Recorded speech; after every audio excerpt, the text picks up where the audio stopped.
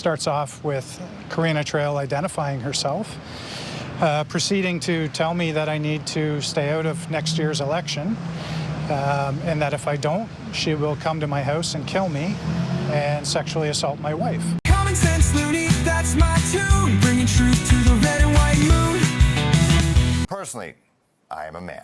Welcome back to Common Sense Loony. I'm Rex, and we've got just one story for you because it's a doozy. Let's get into it. This Liberal councillor has spent the last couple of years just skating by on her political reputation. But now she's gone and absolutely torched her entire career, and maybe her law practice too, with one of the most brain-meltingly stupid moves I've ever seen in local politics. We're talking about a voicemail that's straight out of a bad thriller movie, threatening to kill a guy and assault his wife, all over a small-town mayor race. And get this, she's a lawyer. Shouldn't a lawyer know better than anyone how fast this kind of crap can land you in court or out of a job? What she did was low-life behavior to begin with, but refusing to own up to it or step down while the cops investigate, that just cements her as an absolute clown in the circus of Canadian politics. So without further ado, we're diving into Karina Trail, the Ontario councillor who might just have self-destructed harder than a villain in a Marvel movie. Buckle up, because this is a what the F was she thinking story for the ages. Let's start out with who this woman even is, because honestly, before this blew up, she was just your typical small-town politician grinding away in Bowmanville, Ontario. Karina Trail is a 40-something lawyer who runs her own firm, Trail Law, specializing in employment law, human rights stuff, family law, civil litigation, and basically anything where she can bill by the hour for wrongful dismissals or workplace drama. She's been a councillor for Ward 3 in the municipality of Clarington. That's in Durham region for those not up on their Ontario geography. And she's been there since 2010, so yeah, about 15 years of re-elections, pushing for things like new arenas, flood plans, and turning an old zoo into a park. She's got deep roots there, lifelong resident, family of educators, granddaughter of World War II vets, the whole I'm one of you package. Oh, and she's affiliated with the Liberal Party. Ran as their candidate for the 2015 federal election for Durham riding. I think I'm the best candidate for this job because I'm a clear thinker, I'm passionate about my community and the people who live here. I'm not afraid of challenges, and I'm willing to stand up and fight for things that are important to me and to those that I represent. Well, she's definitely shown that she's willing to fight.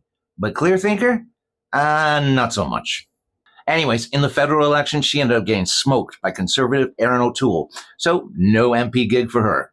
She's stuck to local politics, where apparently the stakes are low enough to pull off something this unhinged.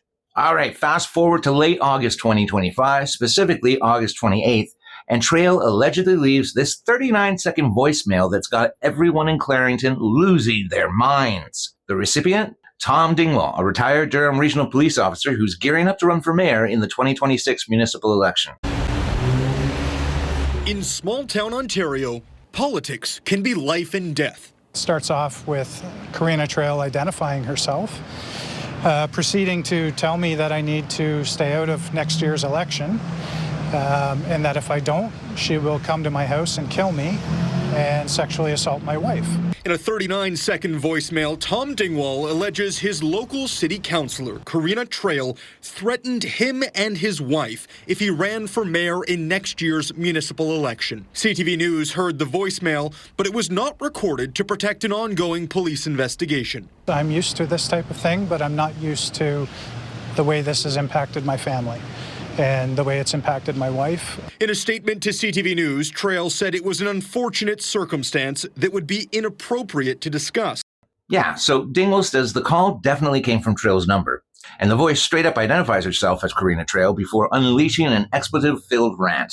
I mean, she threatens to off Dingwall, F his wife, and then F her again.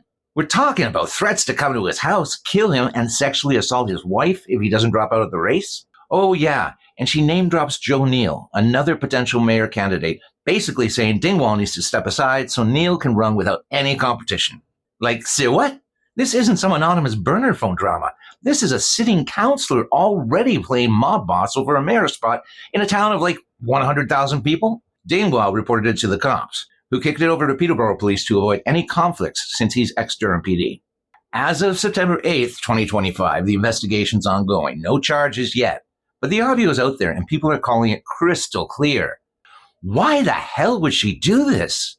That's the million-dollar question, and honestly, it makes zero sense. Trail's supposedly tight with Neal, or at least wants him in the mayor's chair. Maybe some backroom alliance or just petty rivalries in local politics? Who knows? But Neil, he's denying everything, saying he hasn't talked to her in ages and wants no part of this mess. Trail's only public comment so far is this weak sauce to CTV News, calling it an unfortunate circumstance she's working through and expecting resolution soon. Lady, resolution? This isn't a parking ticket. This is potential criminal threats and election interference. It's like she watched too many episodes of House of Cards and thought, yeah, I can pull that off in Bowmanville. No upside, just pure clout chasing gone wrong. Or in this case, intimidation chasing. And on top of this, current mayor Adrian Foster jumped in quick, issuing a statement about a concerning trend of toxic behavior in politics, without naming her, but making it very obvious. He called out abuse, bullying, and intimidation, saying councillors got to hold themselves to higher standards. Dingwall straight up demanding she resigns, and the community's piling in with calls for her to step down before she drags the whole council into the mud. If the investigation sticks, she could be suspended, even charged, or forced out. Poof, career over.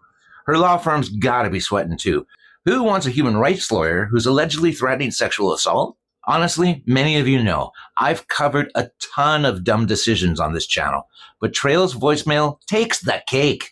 It's like she thought leaving a traceable threat was a pro move in a world with caller ID and voice recognition. Zero upside, just clout loss, legal fees, and maybe jail time. Was it a meltdown? Bad advice from her tarot cards? That's not the thing, but it fits the absurdity. This is small-town politics, not Game of Thrones. Why go nuclear over a mayor's race? She could have just campaigned like a normal person, but nope, had to double down on the drama. Anyways, this story is still unfolding. The cops are digging, council's back from break soon, and we'll see if she resigns or fights it out. We're definitely going to follow up as more details drop, because if charges hit or she speaks up, it's going to be wild. So, on that note, hit that subscribe button if you want the updates, and let me know in the comments, what the F do you think she was thinking? Today, it's just a one-off story. I'm going to be dropping another video really soon because there's a lot happening. Doug Ford hasn't quit on the whole Crown Royale thing. I've nicknamed him Clown Royale. We'll have that one soon. So, thanks for watching, and as always, stay strong, stay skeptical, and of course, stay loony.